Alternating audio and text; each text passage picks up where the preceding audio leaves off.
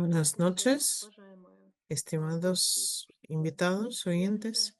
Me llamo Natalia Semyonova, soy profesora asociada del Departamento de la Historia de la Literatura Rusa y hoy estoy precisamente en el edificio de la Facultad de Filología, en nuestro Departamento de Historia de la Literatura Rusa, y este es un lugar ideal para hablar de nuestro personaje de hoy. Vamos a hablar sobre Leonid Zorin y me gustaría decir de antemano que esta conferencia es con el motivo del aniversario 100 años de este dramaturgo, ensayista, escritor. Fue un autor multifacético, pero hoy vamos a hablar solamente de una parte de su herencia cultural, su dramaturgia y su presencia en el cine. Como ven, vivió hasta el año 2020. Su obra tardía fue muy activa también, pero nosotros vamos a limitarnos hoy por el periodo antes de los años 80. O sea, terminaremos con su película, que realmente es una película de culto que se llama La Puerta Pokrovsky. Unas palabras sobre la estructura de nuestra charla. Antes que nada, vamos a hablar de lo que antecedió la obra de Zorin, de cómo se hizo famoso aún siendo niño, una especie de niño prodigio, un monumento histórico de su ciudad o alguna cosa así. Vamos a hablar de cómo buscó su camino propio, después su patrimonio como escritor de comedias, costumbrista. También hablaremos de una de sus obras más famosas, La Melodía de Varsovia, y de cómo no se limitó a comedias y melodramas, sino también trabajó con otros géneros, otras direcciones. En particular, se experimentó en la dramaturgia documental e histórica. Vamos a acercarnos a la Puerta Pokrovsky y la dramaturgia histórica por su amistad con Mikhail Kozakov, y terminaremos con el análisis de la obra teatral y la película La Puerta Pokrovsky. También me gustaría avisar, hacer una especie de aviso. Y voy a intentar, mientras esté hablando sobre los espectáculos basados en la obra de Zorin, poner ejemplos también de cómo están puestos en escena hoy día. Y el lema de mi conferencia va a ser la cita de las libretas de Zorin: el, la vida de tu pensamiento es tu vida propia. Tenemos aquí un escritor único, intelectual, Leonid Zorin. Precisamente es curioso, es una persona curiosa porque no es un autor que solamente trabaja con una trama interesante o unos textos donde sus palabras sean ligeras, vivas, sino que es un escritor del pensamiento. Y para demostrarles esta idea, recurramos al principio mismo. ¿De dónde viene Zorin? Zorin nació en Bakú. Es muy importante porque para su obra y su vida posterior es característica la autopercepción como una persona del sur, una persona que viene a conquistar la capital y ha conquistado Moscú, de hecho, pero siempre sigue sintiéndose una planta tropical sureña. Aquí me permito una cita de su novela corta El misterio del silencio. Somos plantas urbanas y nuestras ciudades también se parecen. Son puertos del sur pintorescos. Es una suerte. Las personas que vienen de estas ciudades resultan sensibles y dotadas de imaginación. Ustedes pueden pensar, ¿quién le dijo esto a Soren? Y bueno, hubo aquí un poco de intriga y en realidad fue Isaac Babel, otro escritor. Babel conoció a Soren cuando tenía 9 años, pero de hecho le hablaba como a uno igual,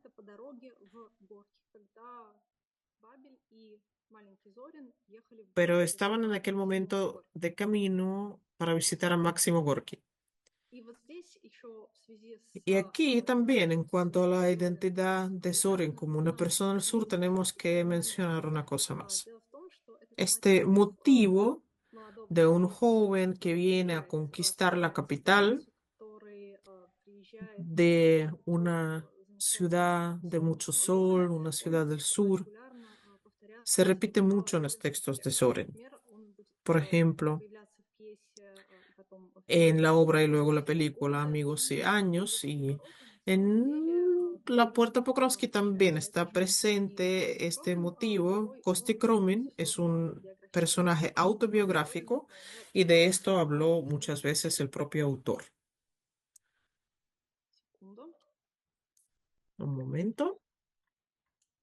Unas palabras sobre qué representaba Soren cuando era niño.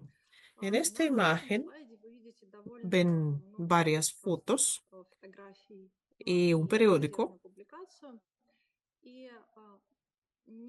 y sin saber que tenemos un pequeño ensayo llamado El Niño, no podríamos adivinar que es precisamente nuestro personaje de hoy.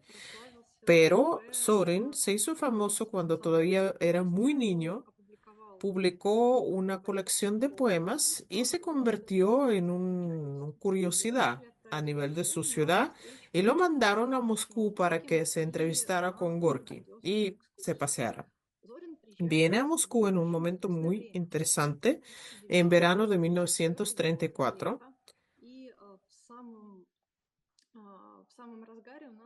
cuando se están organizando las preparaciones para la primera reunión de los escritores soviéticos, donde Gorky va a pronunciar en su discurso final la frase sobre que el realismo socialista va a ser el método principal de la literatura soviética.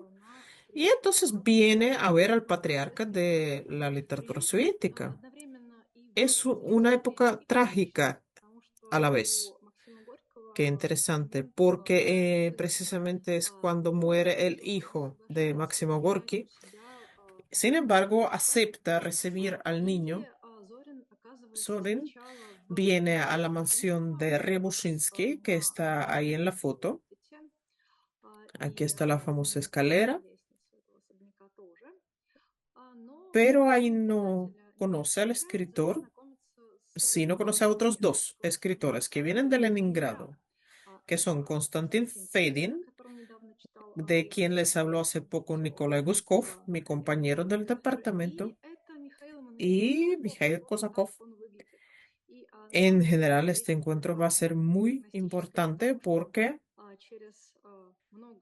dentro de muchos años, Sorin va a trabajar mucho con el hijo de Kosakov, que también se llama Mikhail. Y ahí le van a dar su protección Samuel Marshak y Isaac Babel, otros dos escritores de Babel acabamos de hablar. Isaac Babel, junto con Sorin, vienen en un coche a Gorky y ahí ven, de hecho, a Máximo Gorky. Gorky escribe después un ensayo que se llama Los niños soviéticos. Consiste de dos partes, uno se llama El niño, el otro Niños y niñas. Y podemos ver a nuestro futuro dramaturgo con los ojos del clásico soviético. Yo tenía, a mí me había avisado que iban a venir un invitado. Los niños y los niños son un fenómeno usual entre nosotros, no estaba sorprendido. Entendemos muy bien que es el periodo de la construcción del llamado hombre nuevo, de que la infancia tiene que ser feliz al máximo dentro de un país socialista. Sin embargo, Ahí viene un poeta, un niño robusto de 9 años y 6 meses, pero parecía 3 años mayor. No se sentía en él un relajo, no decía, mírenme cómo estoy, cómo soy, pero tampoco era tímido, lo cual es típico.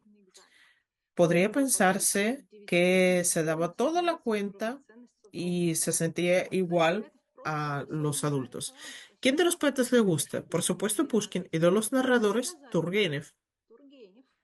Mm, Pero llevo ya mucho tiempo sin leerlo, dijo sin mucha seguridad.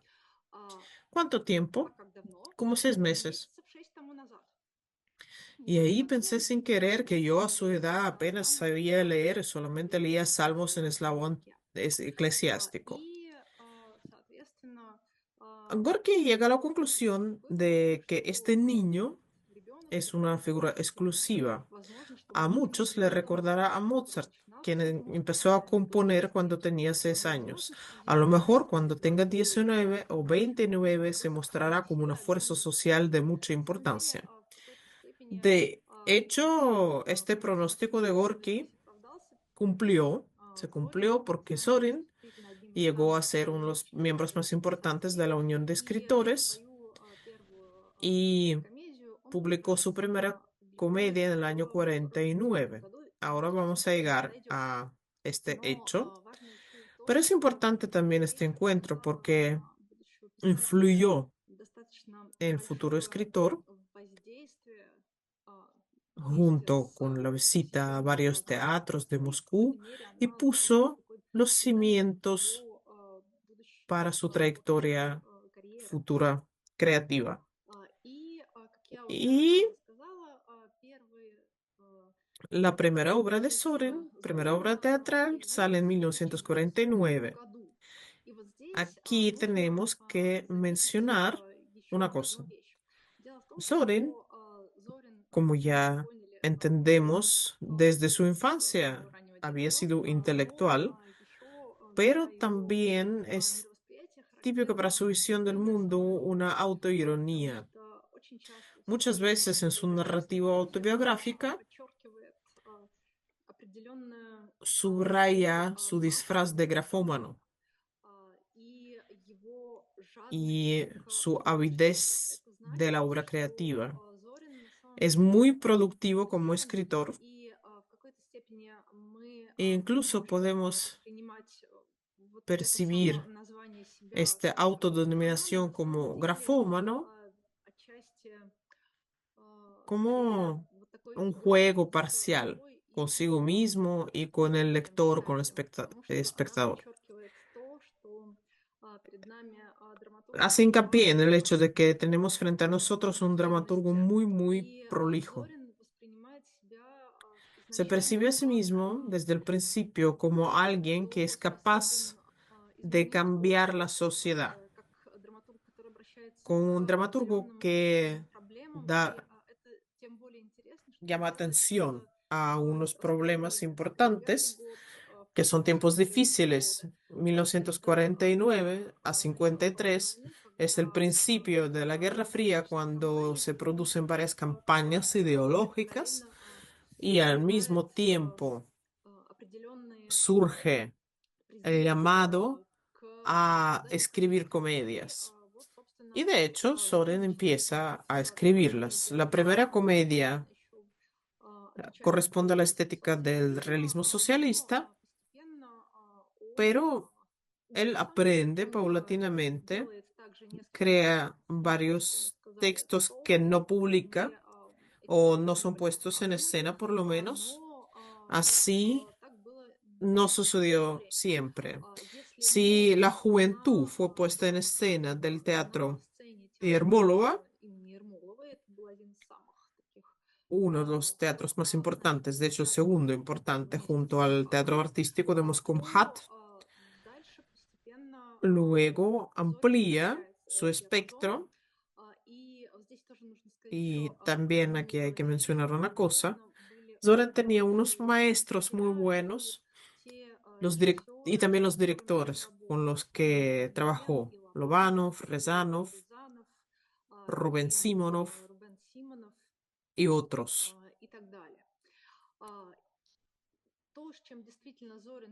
Pero fue, de hecho, un furor, una bomba, el drama que se llama Los Invitados, ya no una comedia de la vida contemporánea.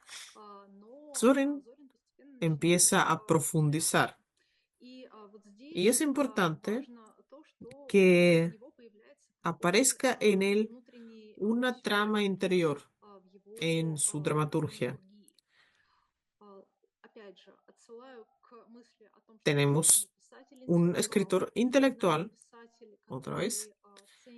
Tenemos un escritor que aprecia el texto que suena en el escenario y aprecia la idea de que la obra teatral es literatura.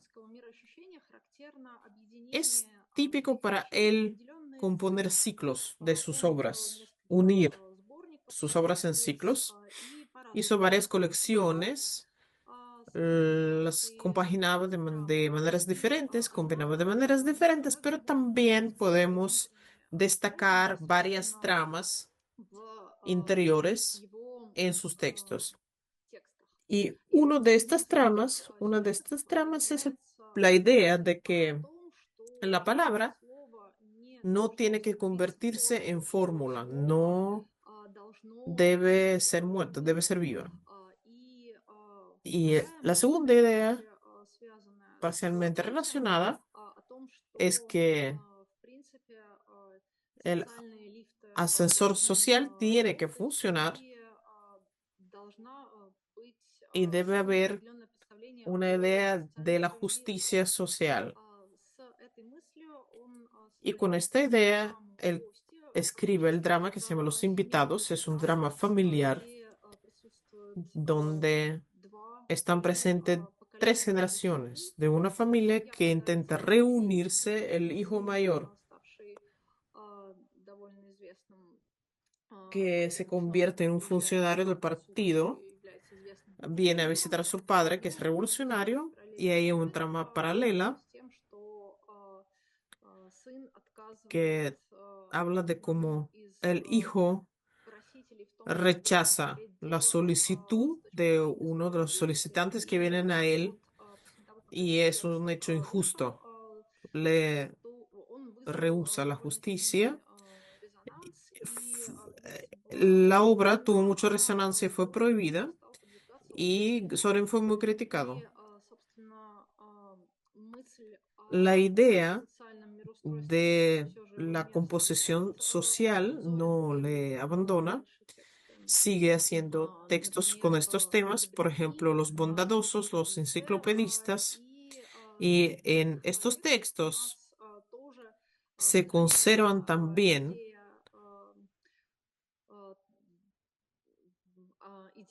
la idea de los problemas de la contemporaneidad y de cómo hay que corregir este problema.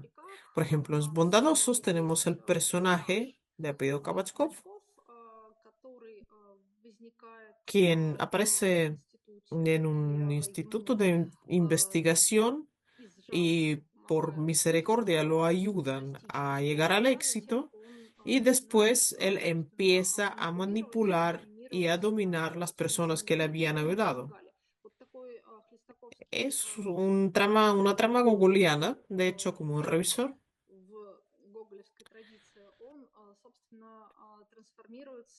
Se transforma de manera interesante en una comedia en la realidad tardía soviética.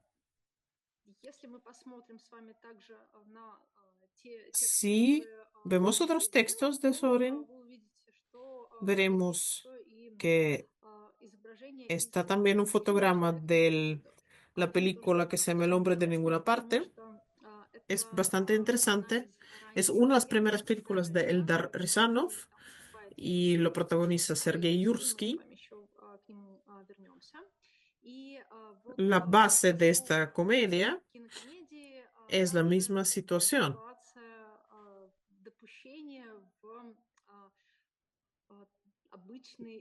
de como un personaje antropólogo sueña con encontrar un representante de una tribu fantástica y sueña, de hecho sueña, duerme y sueña que lo encuentra. Y el hombre de esta tribu cae en la realidad soviética y se comporta de manera muy inusual. Habíamos visto esta trama muchas veces en la literatura mundial, cuando un protagonista que tiene una conciencia inocente se convierte en el sujeto quien con su mente limpia puede enseñarnos todos los problemas de un sistema. Otro texto de Soren como autor de comedias que tuvo muchas resonancias también se llama La Comedia Romana y el segundo nombre de este texto es Dion. Pero antes de hablar de la comedia romana, simplemente voy a decir que a mediados de los años 50, en la segunda mitad de los 50, Soren escribió un texto más sobre el final de la Segunda Guerra Mundial, Gran Guerra Patria. Se llama El Mayo Luminoso o El Principio del Fin.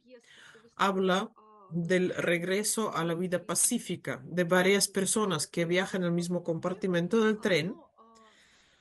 Lo que es importante es que el mismo autor destacaba este texto cuando hablaba de cómo antes sus textos eran ah, críticos de manera social. Aquí aparece una voz humana, como dice él.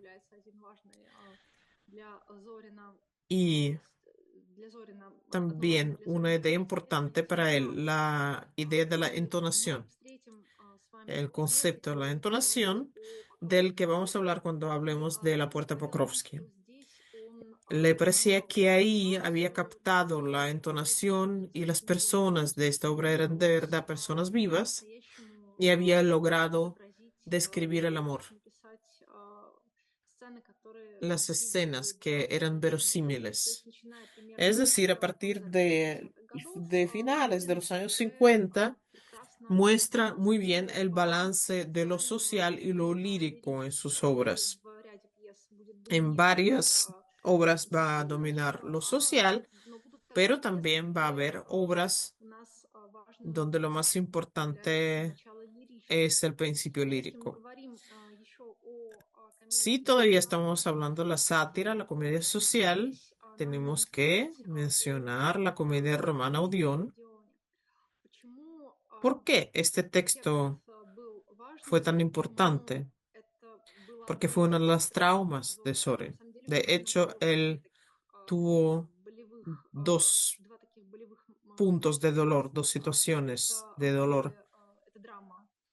El drama Los Invitados que acabamos de mencionar y la comedia romana.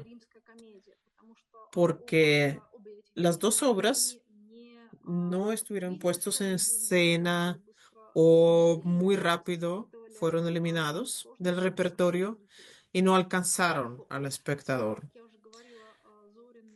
Soren trabajó con los mejores directores y uno de estos dúos tenía que ser con Georgi Tovstonogov del Gran Teatro Dramático de Leningrado. Tovstonogov leyó la comedia romana, le encantó el texto. Al mismo tiempo, Zorin dio a leer esta misma obra a los directores de Moscú y en Moscú se interesó el Teatro Vajtangov y su director Rubén Simonov. ¿De qué trata esta comedia? Como ven en las fotos, es un texto que nos envía a los tiempos de la antigüedad. Pero como dijo Sergei Mikhalkov, ahí hay asociaciones, pero no hay analogías. La base de esta comedia fue la historia del autor de sátiras, Dion, quien le decía a todo el mundo solamente la verdad, y por esto Era percibido como alguien que estaba fuera de la vida normal. Soren escribió Dion con mucha rapidez y en esta comedia tenía varios personajes que rodeaban a Dion, el emperador Domiciano, a quien ven ustedes en la foto de la izquierda. En algún momento, Dion se entrevistó con el emperador y tuvo varios diálogos con él. Cuando el emperador tenía un peligro de rebelión y abandonaba Roma, Dion lo escondía en su casa y parecía que todo estaba bien. El emperador volvía, llevaba a Dion con él, pero la estrategia de la conducta de nuestro autor de sátiras era que no podía seguir mucho tiempo en Roma. Había dos personajes femeninos, Lolia y Mesalina. Mesalina, la esposa de Dion, y Lolia es una mujer que pertenece a toda Roma y es un objeto del deseo universal y también el poeta Servilio. Por tanto, la estructura de la obra era muy bonita cuando había una personaje femenino positivo, otra negativa, un poeta que amaba la verdad, otro poeta que era comprometido por Roma, era representante de la Roma imperial.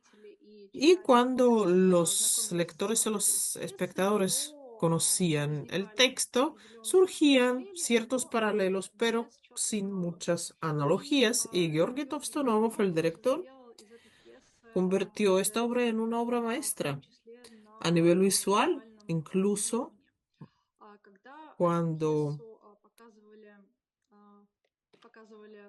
lo enseñaron esta obra en el ensayo general, no la permitieron llegar al público.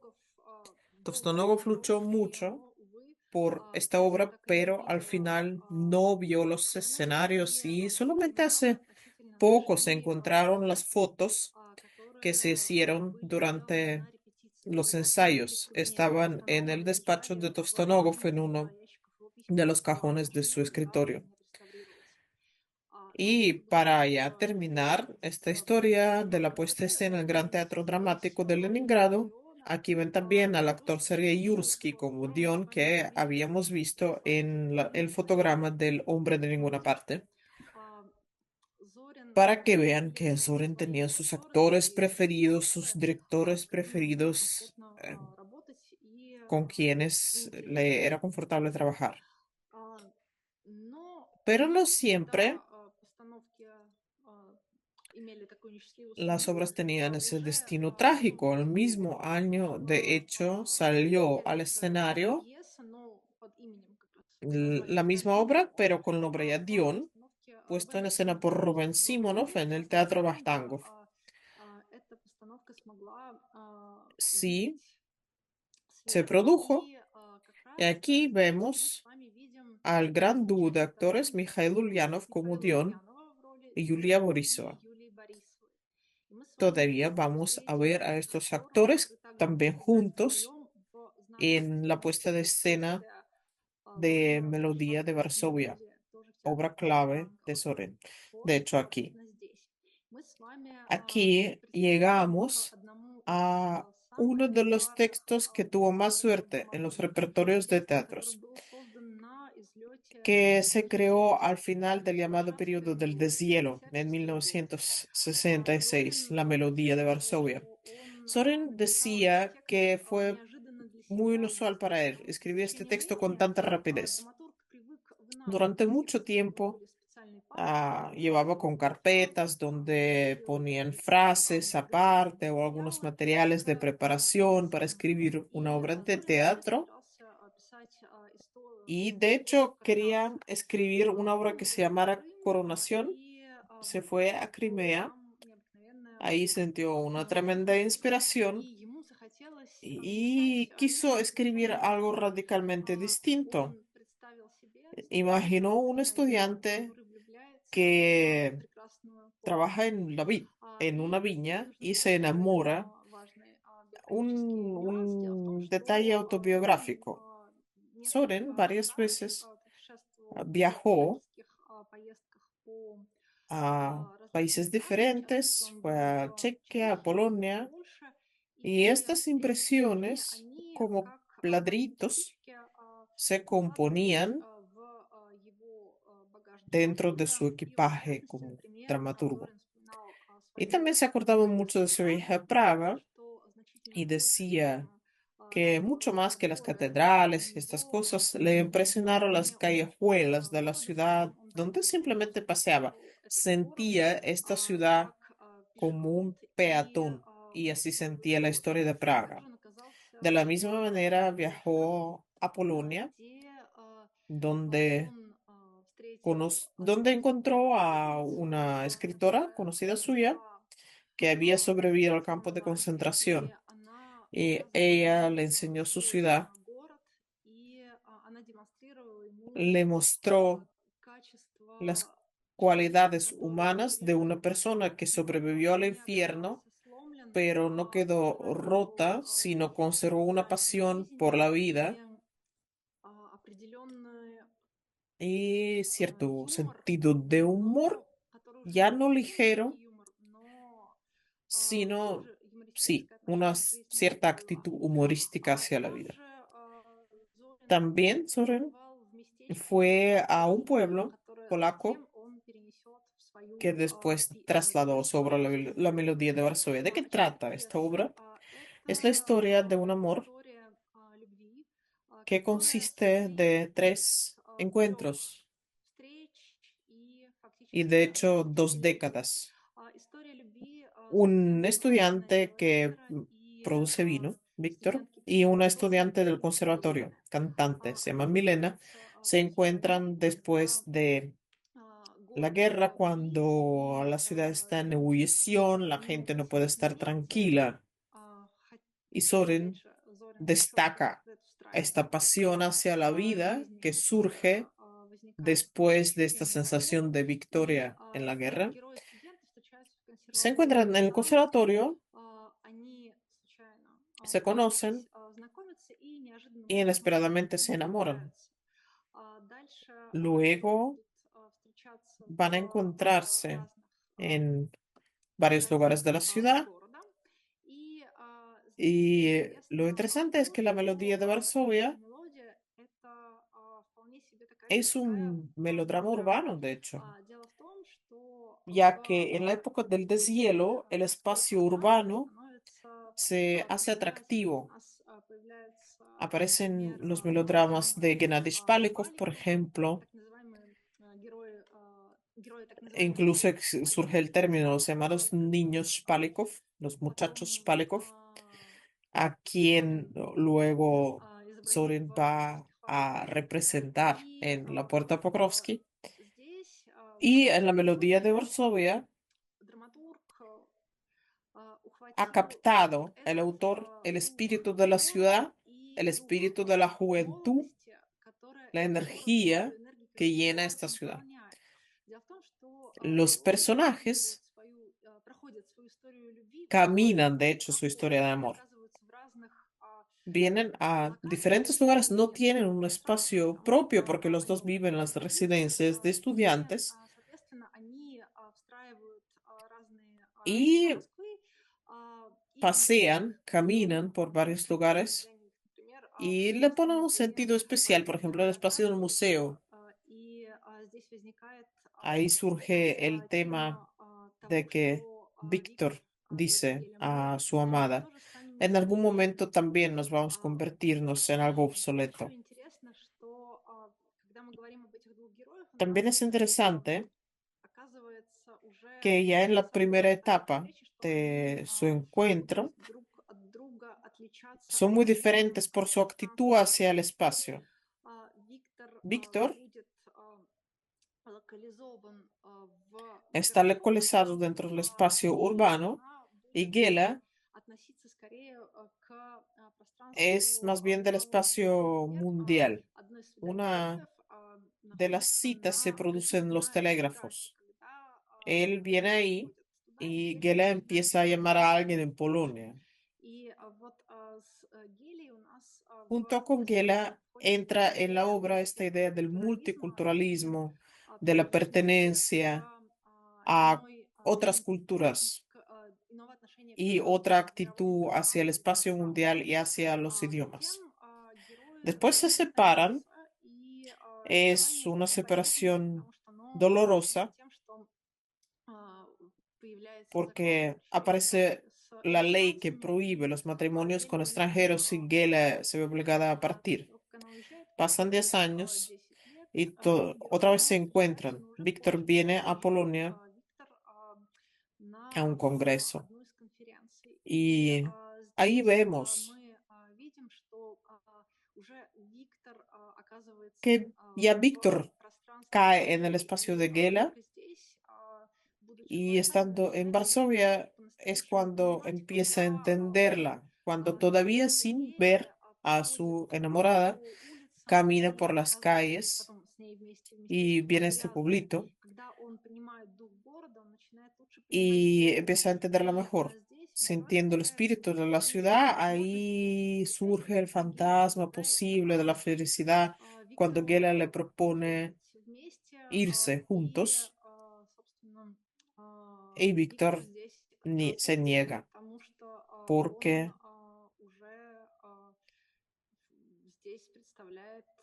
ya es un funcionario y está ahí como funcionario. Otro encuentro, 10 años después, otra vez en Moscú,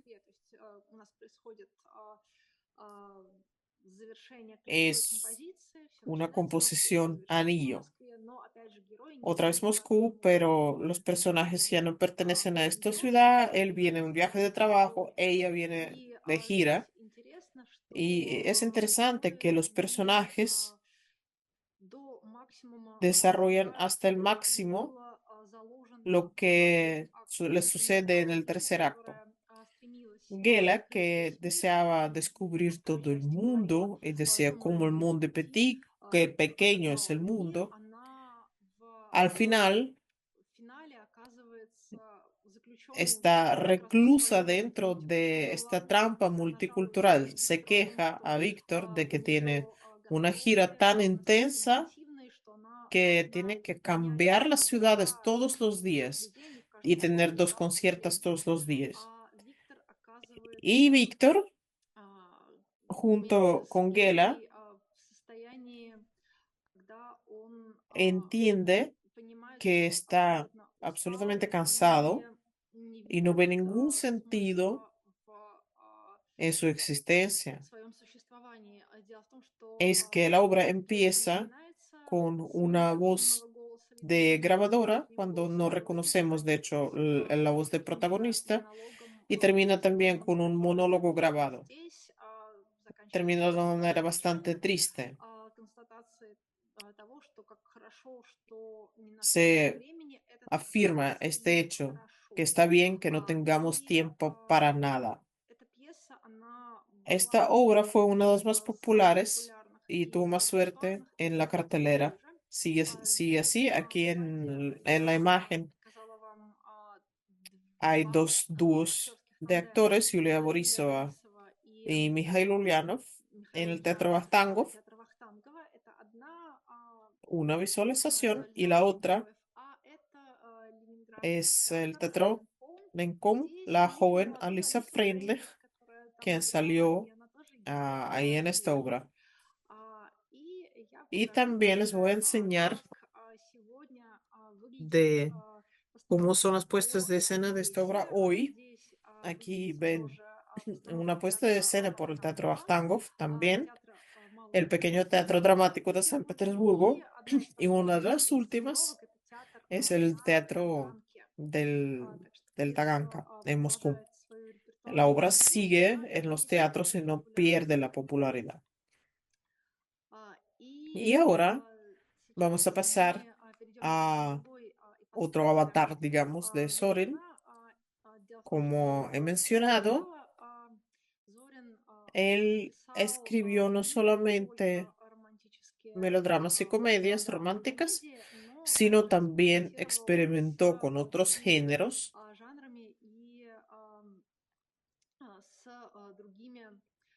y otras direcciones. Aquí será importante volver al principio de nuestra conversación, al encuentro entre Soren y Gorky. Gorky influyó en Soren, pero no solamente como escritor famoso, quien espabiló a su colega menor, pero en los años 50 Soren obtiene dos autoridades escritores, Bernard Shaw y el segundo sería Máximo Gorki. Él empieza a interesarse por el teatro social, el teatro político, y es como el patrimonio de Gorki también para él. Como ya he dicho, Soren es un dramaturgo intelectual y todo su potencial del dramaturgo que piensa y comparte sus ideas con los espectadores se encarnó en una serie de obras históricas. Una de ellas se llama Los Decembristas. En esta obra encuentra una tendencia bastante popular de la época. En los años 60 adquiere una gran popularidad el teatro documental. En Moscú, por ejemplo, en el teatro artístico, se, se pone en escena una obra basada en las cartas de Bernard Shaw. En Alemania tenemos a Peter Weiss y,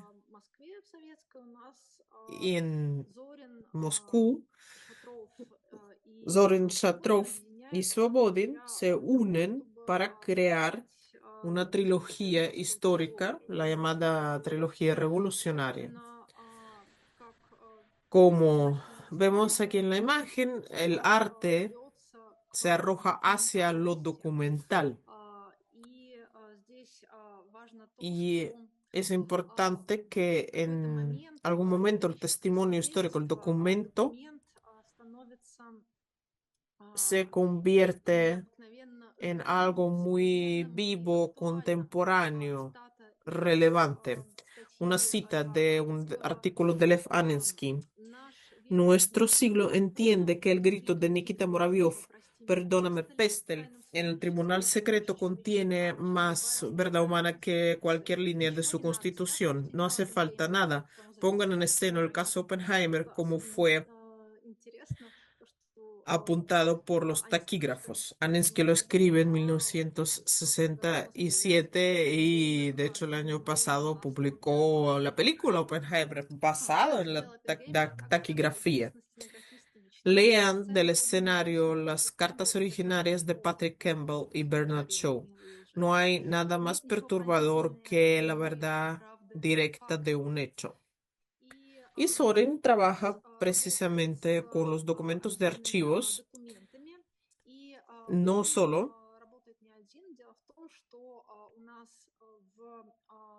En el año 1966, en el Teatro Sovremennik, el contemporáneo, sale la llamada Trilogía Civil, que consiste de tres obras que se sucedían, seguían una a otra, los decembristas por Solen, los nardoolets, o sea, los miembros del movimiento La Libertad del Pueblo por Svobodin, y los bolcheviques de Shatrov. ¿Por qué surge esta idea de la trilogía? Fue una visualización del artículo de Lenin donde periodizó el concepto canónico de esta idea canónica de los decembristas despertaron a Herzen, Herzen despertó a los Narodovolets y luego. Y Zorin estaba responsable por la primera parte de la trilogía. Es interesante el fotograma aquí. De hecho, fue una puesta en escena muy minimalista, casi no había decoración, solamente los trajes. Hubo réplicas de personajes y en algún momento también aparecía la figura del autor que daba unos comentarios. De hecho, sí, era un drama documental, pero también le llamó la atención a quien hace de emperador Nicolás I. Es Mikhail Kosakov, a quienes vamos a ver ahora. Voy a repetir aquí algunos momentos, pero sí, Zorin tuvo dúos con varios actores y varios directores y Mikhail Kosakov fue uno de, de estos artistas con quien trabajó muchísimo. Zorin primero con actor y después como con director. Ustedes conocerán a Kosakov por sus papeles en las películas El hombre anfibio. Aquí a la izquierda fue un personaje negativo, Una estrella sin nombre, donde también fue director. Y, por supuesto, la comedia Buenos días, soy su tía, basado en la tía de Charlie. Kozakov y Zorin colaboraron en una serie de textos importantes para ambos. Entre estos textos están La abuela de cobre. Aquí Zorin, en su novela El escenario, escribiría que cada persona tiene su propio romance con Pushkin. Cuando reflexiona sobre el proceso histórico, sobre las relaciones de una persona y las autoridades, como ya había hecho en la comedia romana, y luego repercutió en los decembristas, aquí repercute también, de cierta manera, porque Soren elige para representar el año en que Pushkin piensa si tenía que seguir en el servicio estatal porque le daba acceso a los archivos para terminar la historia del motín de Pugachov. La historia de esta obra, La abuela de cobre y sus puestas en escenas es complicada.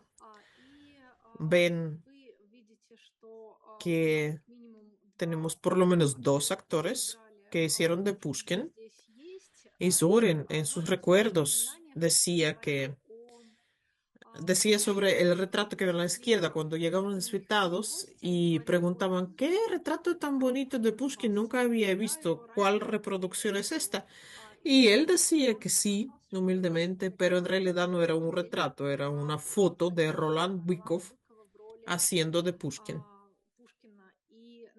Y Kosakov, quien puso en escena La bola de cobre con Roland Bykov protagonizándolo, no logró llevarlo hasta el estreno, porque la comunidad del teatro artístico, la ministra de Cultura Furtseva, se indignaron por el hecho de que Roland Bykov hacía de Pushkin, porque les parecía que por su individualidad como actor no correspondía a la figura del poeta. Pushkin les parecía algo solemne, algo monumental. Y aquí viene muy bien esta frase que cada persona tiene su propio romance con Pushkin. Pero fue una pérdida para el teatro. Según los testimonios de quienes vieron a Bykov como Pushkin, era algo fantástico y simplemente nadie podía competir con él. Aunque luego Oleg Efremov tuvo este papel, si me permiten una breve nota, Recordemos también el interés hacia la dramaturgia documental que habíamos mencionado. Esta tendencia en el teatro soviético también está presente. Cuando un personaje histórico está representado por alguien que no se parece para nada a él. Por ejemplo, Oleg Yankovsky hizo de Lenin y Oleg Efremov, cuando hace de Pushkin, de todas maneras vemos a Efremov. Otra pérdida trágica fue que Bykov llevaba unos diarios y hablaba mucho, con muchos detalles sobre su trabajo con este papel de Pushkin, pero él perdió los diarios y no tenemos ningún vestigio de aquella originaria puesta en escena. ¿Qué fue lo que hizo Zorin cuando trabajó con el texto de la bola de cobre? Por supuesto, él conocía la tradición de representar a Pushkin en escena. Ahí había mucha experiencia, por ejemplo, la obra de Bulgakov, de Platonov, de Paustovsky. Y en general, un Pushkin teatral, un Pushkin cinematográfico tiene mucha iconografía. Pero Zorin rechaza las tramas tradicionales relacionadas con Pushkin. Por ejemplo, muchas veces es el duelo y la muerte de Pushkin, porque es algo muy dramático. Y también el papel de su esposa Natalia Goncharova en su destino. Soren dice, qué bien que Natalia Nikolaevna haya ido a su finca, porque yo no quería escribir una obra donde participara ella. Y escoge una época muy tranquila de tedio, que pareciera que en la vida de Pushkin no pasa ningún evento dramático, ningún trastorno, pero esta vida tranquila resulta llena de la sensación de la tormenta que va a concretarse un poco más tarde. Soren hace hincapié no en los eventos, no en lo dramático que lo lleva a la muerte, sino en el tema del destino. Y también es interesante que surja un efecto choque. No hay sonido. Disculpen, se perdió el sonido.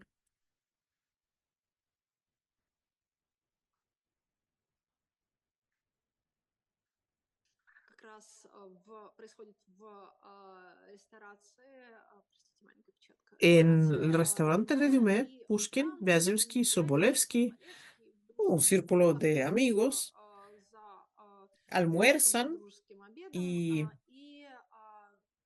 llama su atención constantemente un oficial de la guardia, de la caballería, que habla de sus aventuras a un señor de cara asombrada.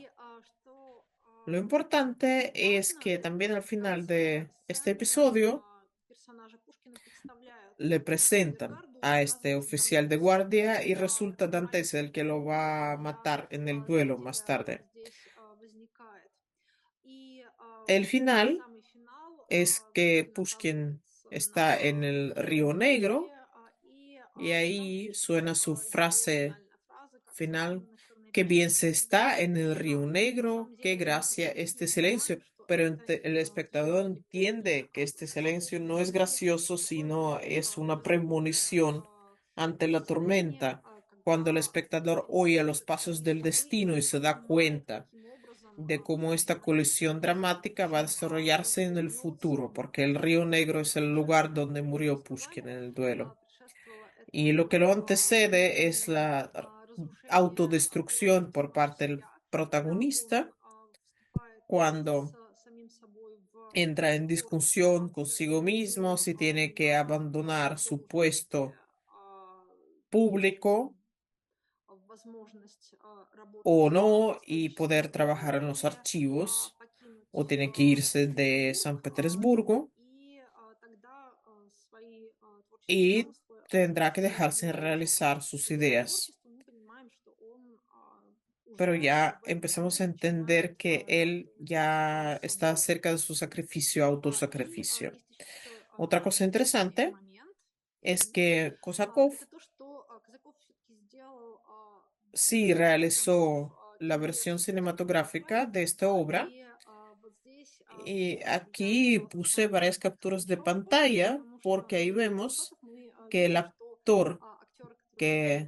los actores que hacen de protagonistas, por su edad, ya son muy distintos de sus personajes.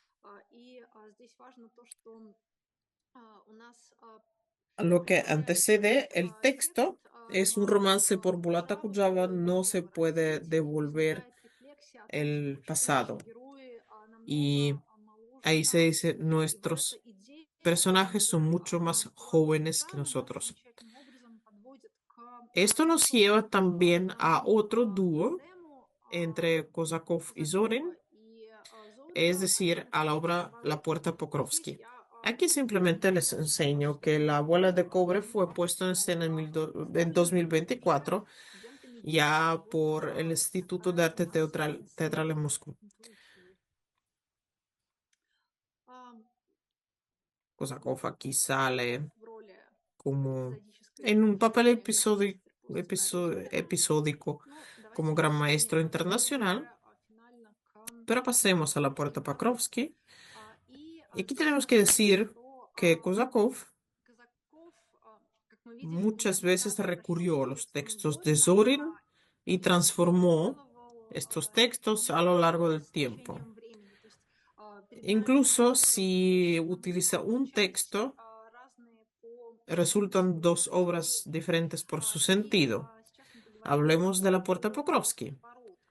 Es una obra de teatro que después se convirtió en una película televisiva que se hizo mega popular.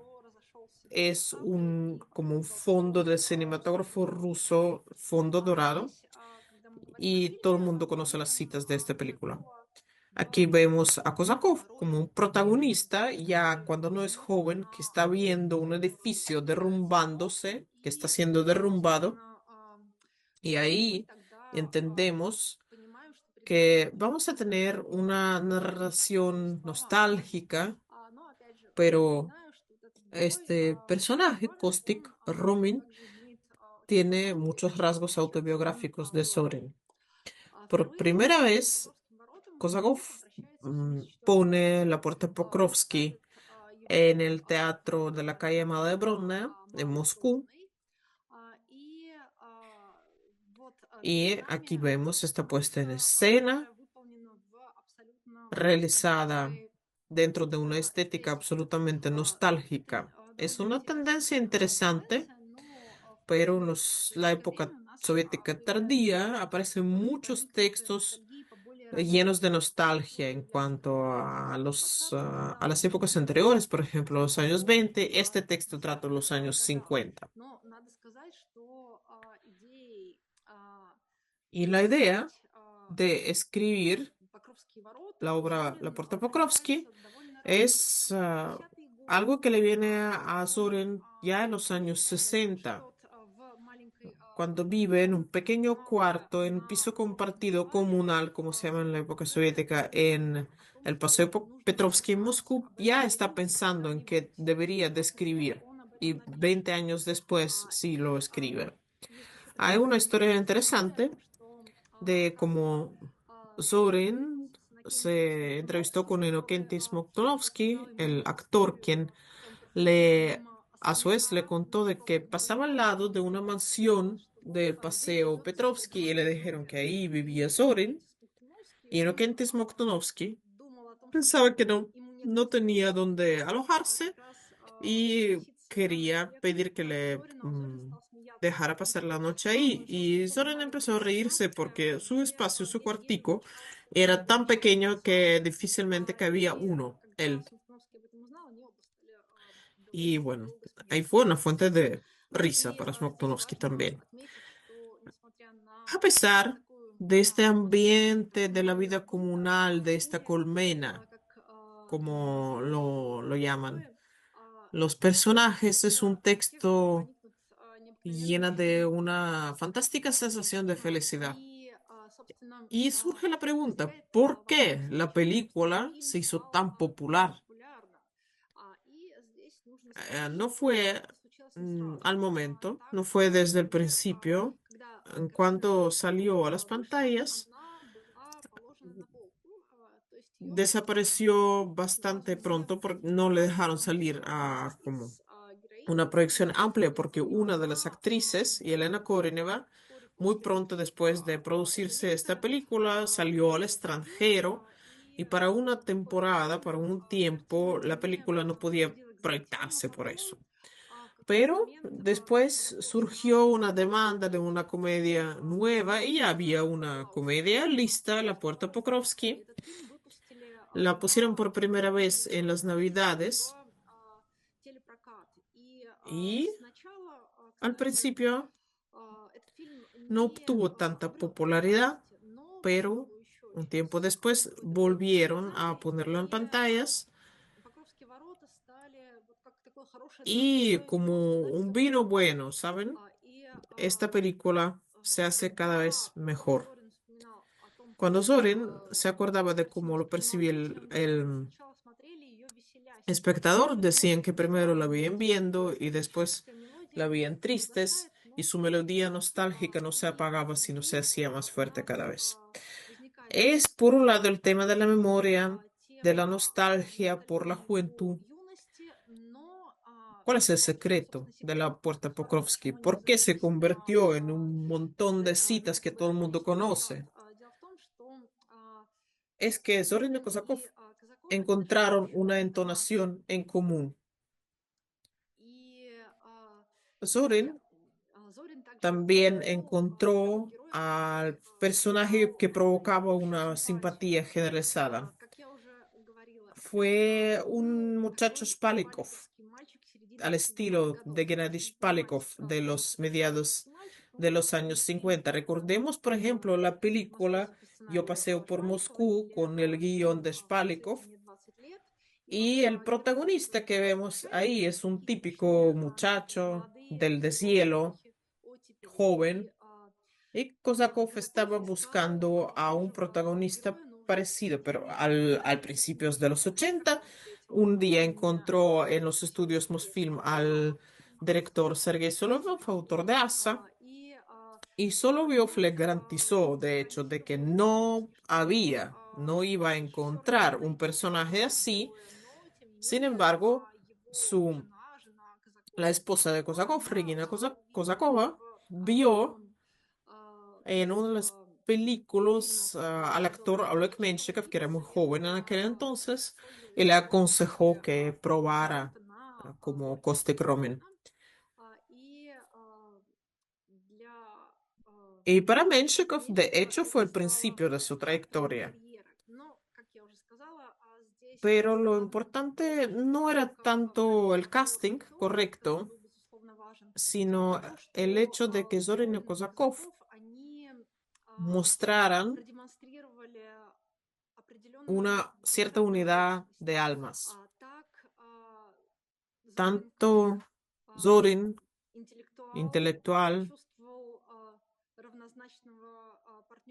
como Kozakov se veían como iguales. Y Zorin decía, para mí era muy fácil comunicarme con Kozakov, no tenía que explicar nada, él mismo se decía logista. Yo podía no tener miedo de que la idea iba a hundirse en una corriente, de que iba a perderse la esencia.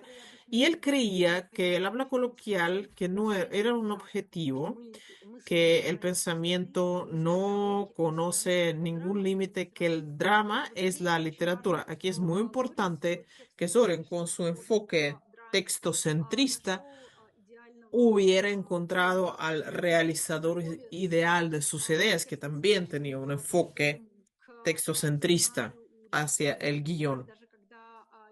Cuando los actores que salían en la puerta Pokrovsky, cambiaban un poco, dos palabras el texto, Kosakov se ponía furioso.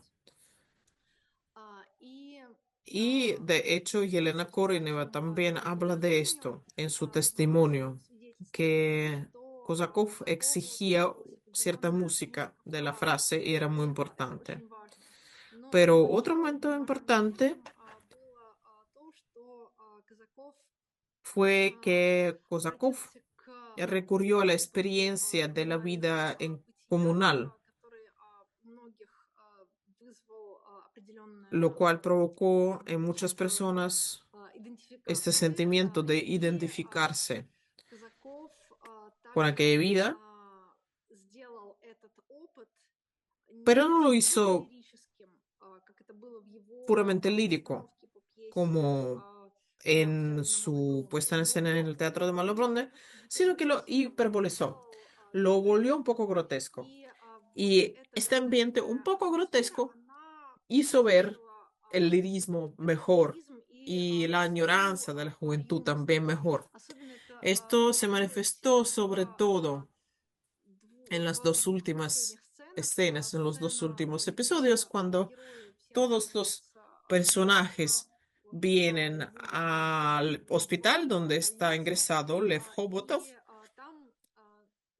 y el artista de sátiras, de coplas satíricas, Arkady Blurov, empieza a cantar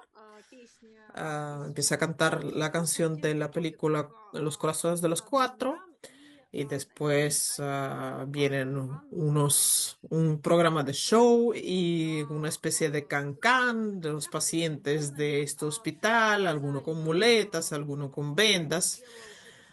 Kosakov, de hecho, especialmente puso mucho grotesco en este episodio y inventó un final para el texto de Soren, un vuelo hacia el futuro en una moto, cuando los protagonistas escapan del hospital en una moto y este moto vuela, salta a una Moscú ya de los años 80.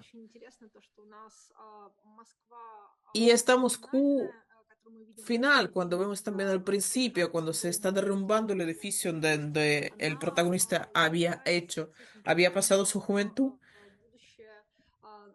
aparece también al final, en ese salto. La historia de la Puerta Pokrovsky no termina con esto. Esta obra sigue viviendo también hoy y Oleg Menshikov, ahora es jefe del Teatro Ermólova, en 2017 vuelve a la obra e inventó el proyecto que se llama El cine en el escenario.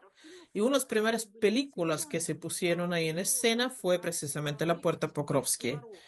Y ya hizo de Kostik un actor bastante famoso hoy que se llama Alexander Petrov, que salió, por ejemplo, en El Palacio o en la trilogía que se llama El Hielo.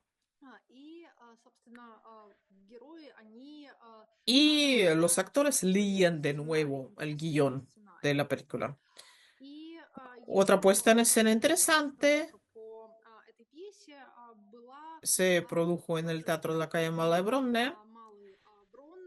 Lo hizo Konstantin Bogomolov, un director que trabaja de manera muy interesante con el patrimonio soviético. Reconstruye, por ejemplo, las obras olvidadas, como La Gloria de Víctor Gusiev, y también las obras legendarias de Arbuzov, de Rozov, de Zorin. La Puerta Pokrovsky se llamó en su versión El Tío Loba en 2021, es cuando fue puesta en escena.